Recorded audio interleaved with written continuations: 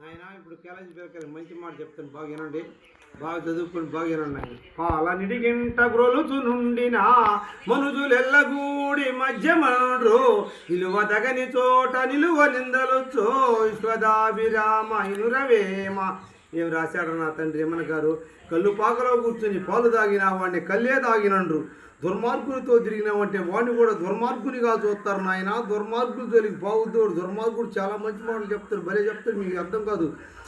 మీకు అర్థం కావాలంటే చాలా ఇదిగా చదివి చూసుకోవాలి. వాడు భలే చెప్పి మాటలు చెప్పి తోచేస్తారు మిమ్మల్ని. మీరు ఇక్కడ బతికేది ఉండదు, చేసేది ఉండదు. అందుకని పాలనిడిగింట గ్రోలుచు నుండిన అంటే పాలు తాగిన కలుపాకలు కూర్చొని పాలు తాగినట్టే నాయన. మీరు పావు నిలువ తగని చోట నిలువ నిందలు వస్తాయి. మీరు పని అవుతుంది నాయన, జాగ్రత్తగా బతకండి.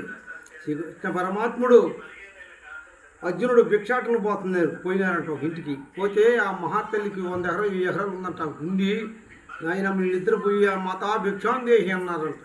అంటే ఆమె అన్నదంట, నాయన ఎవరైనా దునపోతులా ఉన్నారు, బాగున్నారు, మీరు మొక్కలు ఉన్నారు, మీరు సంపాదించుకుని తినకూడదు, ఇక్కడే ఆర్డర్ బెచ్చం లేదు పోండి అన్నదంట.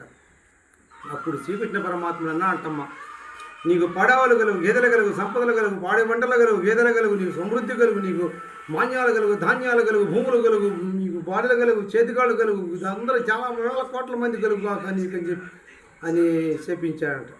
ఆమెన ఎందుకని చెప్పి వేరే ఇంటికి పోయారు. ఒక ఆమె ఇంటికి పోతే ఏం లేదు, అక్కడ అంత అన్నం కుండలో వండుకొని గిబ్బడన్నం అంత అన్నమే వండుకొని దాన్ని ఆడ పెట్టుకొని ఉన్నారంట ఇద్దరు తినేదానికి. మొగుడు వాళ్ళందరూ స్వామి. అప్పుడు వీళ్ళు పోయి మాతా భిక్షాందేహం, నాయన రండి నాయన, మీరేమి టలిసిపోయినారు, ఎండగాలికి సౌండ్ పట్టిపోయినాయి, రండి ఆయన నీళ్ళు ఇచ్చి అన్నీ ఇచ్చామి, కూర్చొని పెట్టి అన్నం పెట్టి అన్నీ పెట్టి బిచ్చం పెట్టింది. నీ ఇంట్లో ఎల్లప్పుడు ఆమె శాపం పెట్టాను, నీ ఇంట్లో ఎల్లప్పుడు 10 మంది బ్రాహ్మణులు భోంచేద్దరుగా అన్నంట. అర్జునుడు అప్పుడు తొలపోయాడు నాయన.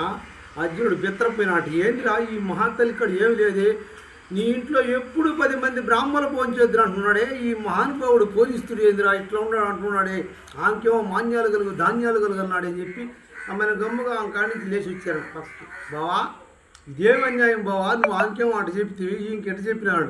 ఓరే పిచ్చోడా, ఆ మనిషికి ఎంత ఉంటే మటుకు 1000 ఎకరాలు ఉంటే మటుకు ఏం చేయనురా, ఆడ బరిగిస్తుందా, లేకుంటే ఎడ బరిగిస్తుందా, ఇంకో ఊరి బరిగిస్తుందా, ఎవరికాడే బరిగిస్తుందా, బలికాడే బరిగిస్తుందా, ఆ ఏషన్కి ఎంచి కూడు తిప్పి తిప్పి తిప్పి పోసి లాస్ట్కి ఆ మనిషికి విడిపోయిన మితుకులేరా ఏం ఉండవురా. ఇంకేమిరా బ్రాహ్మణులు పోనిస్తూ అమ్మాయి, నువ్వు వాడు కూర్చో అమ్మాయి, మేము వండి పెడతామంటారు. వాళ్ళు అన్నీ వండి పెట్టి బాగా పెట్టి ఉప్పు పరమాణం నెయ్యి అంత గారం ఉందమ్మాయి అంటారు వాళ్ళు. నెయ్యి లేదే భోంచేయరు బ్రాహ్మణులు.